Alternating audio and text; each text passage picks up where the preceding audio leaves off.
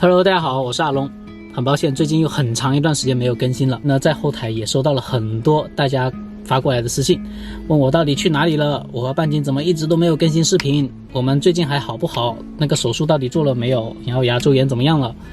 很抱歉让大家担心了。然后今天更新这一期视频呢，主要就是跟大家说一下，我最近其实是做了这个眼睛近视的一个矫正的手术。大家也看到了，我现在是没有戴眼镜的。前段时间做了这个近视眼的矫正手术啊，其实做完整个手术还是蛮顺利的，就两个眼睛呢已经顺利的恢复到了 1.0 的视力了，看东西真的十分的清晰，而且呢也没有什么特别严重的后遗症，像是手术之前医生提到的那个眩光，我基本上没感觉到有眩光，晚上看东西跟白天是一样清晰的。然后还有就是畏光，现在太阳也很晒，我也没有感觉到畏光。然后还有一个就是视力模糊好像也没有啊，看东西都是很清晰。还有个结膜充血，第一天好像有一点点，然后后面就没有了，也没感觉到了。唯一比较明显的呢就是干眼，现在如果不滴眼药水的话呢，会稍微有一点干眼的感觉，就是不太舒服吧，就眼睛要眨一下这样子。其他的后遗症好像不太明显。还有一个就是变丑了。因为摘了眼镜之后呢，整个面部的大家可以看得到，其实我以前戴眼镜因为戴了有好像10多年了吧，整个眼窝已经凹陷下去了，所以说摘掉眼镜可能大家也看得不太习惯，我自己也看不太习惯，每次照镜子我都觉得这个镜子里面的人挺陌生的。然后有的朋友还跟我说，你摘了眼镜真的不太好看，就样子变化比较大，看起来怪怪的。虽然把这个眼镜摘了之后整个人变丑了，但是我觉得没关系吧，毕竟我不是颜值主播，也不是说靠脸吃饭的，可能会少一些女粉，但是做好内容方面的东西就好了。因为我休息了挺长一段时间了，整个双眼呢都已经休养的差不多，所以说呢接下来我可以继续跟半斤出发，继续我们的旅程了。能够继续更新视频呢，真的特别的高兴。上一个视频呢，我原本的计划是说做了手术之后给大家拍摄广东省内一些好看的地方的，就有意义的地方。但是我做了手术之后呢，我发现每天要滴眼药水，要滴4次，一次就要滴1个小时。就说医生给我弄了很多眼药水的，我都装满了1书包了。然后每一个眼药水滴之间，2种眼药水相隔10分钟，有6种眼药水，就是一次要滴1个小时。所以说做完这个手术之后呢，需要很长的时间来护理的。当然我现在仍然需要滴的，就是要滴够40天这样子，1个月吧，至少是1个月。所以说很长的时间我需要对这个眼睛进行护理啊，然后如果在外拍摄的话不是特别的方便。而且不仅仅是滴眼药水，这个月呢我不能洗头，不能洗脸，以防这个眼睛进水了。就是说这个眼睛呢它不能有任何的沙尘，不能去游眼睛，不能够进任何的水，因为呢一旦它感染了就很麻烦了。所以说接下来1个月是很关键的一个对眼睛的一个爱护的时期。所以说做完手术之后呢，我都是尽量待在家里边，哪里也没有去，然后就在那里不停的滴眼药水啊，滴眼药水。那现在呢，经过了不到半个月的一个休息吧，我觉得已经差不多可以继续出发。就是说在路上也要多注意一点，然后每天保持滴这个眼药水。我相信也是在路上也是可以正常的拍摄的，特别的开心。我半斤终于可以继续出发，给大家拍摄路上的视频了，终于不用再停更了，因为真的停更了，我这里心里都有点慌。这1个月基本上都没什么收入，还是得在路上继续工作才行。然后呢，我当时在做手术的时候，心里面也是特别忐忑的，因为没有接触过这类手术，不知道手术的时候眼睛会不会很痛。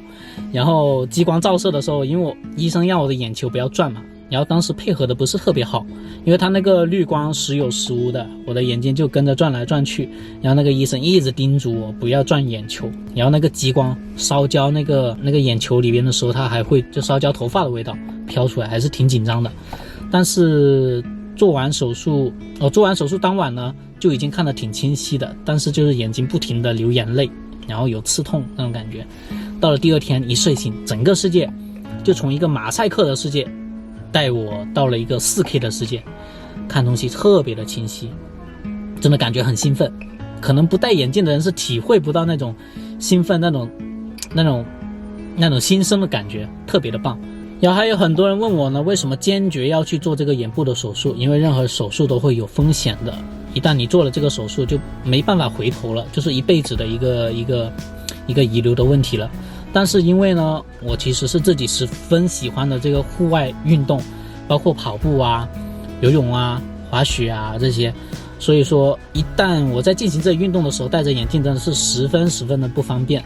所以说我就特别希望能够摘掉这个眼镜，能够没有障碍的，能够很放松的去体验这些户外的运动。所以说我做出这么一个选择呢，也是因为我真的是很希望摘掉眼镜，能够更好更方便的去体验这些户外运动，以及呢回到一个高清的世界，因为真的很爽，真的特别的爽。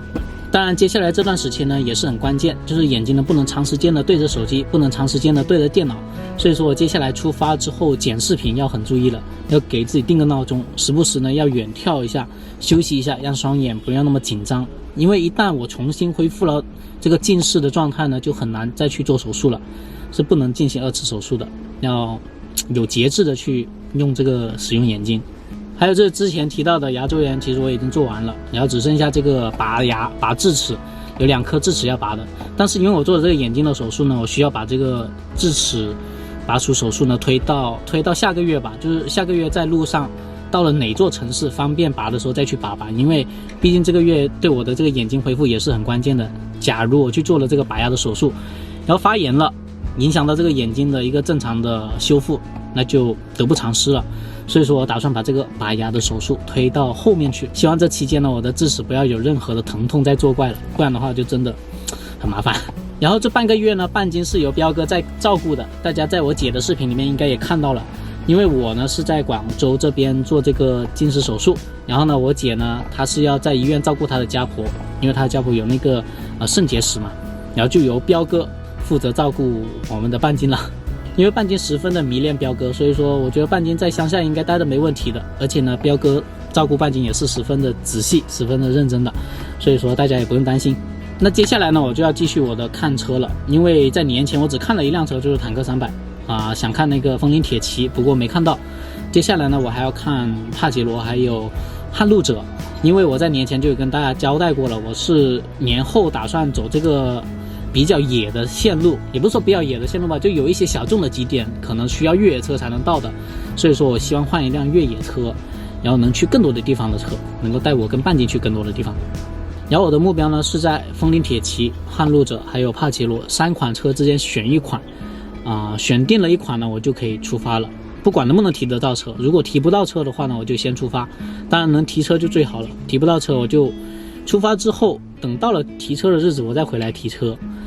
本来我想的是去深圳看帕杰罗的，但是深圳有疫情，一直都去不了，所以呢我想问问大家，在广州哪里能看得到全新的这个帕杰罗？好像现在基本上都是2手的，因为我不想买2手车，所以说如果大家知道的话方便告诉一下我，或者在评论区下面打出来。好吧，今天这个视频呢主要就是跟大家说一下我接下来的安排，还有我做完这个术后的一个体验，以及我这段时间为什么一直没有更新视频，这个就是今天我想跟大家说的。然后接下来我看了车就可以出发了，所以说特别感谢大家这段时间呢不离不弃，一直在那里等着我更新视频，然后很多人发私信来关心我，特别的感谢大家。反正我跟半斤马上就要出发了，真的特别的开心。好吧，我们下个视频见，拜拜。